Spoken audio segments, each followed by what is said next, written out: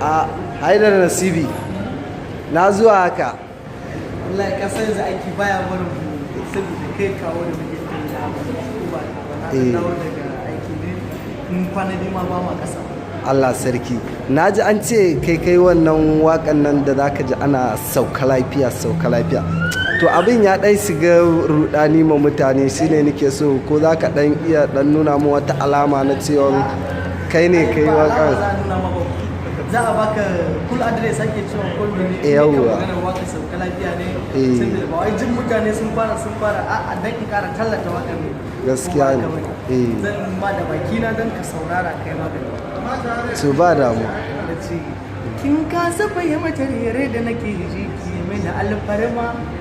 da har kika wani ni ma ba zan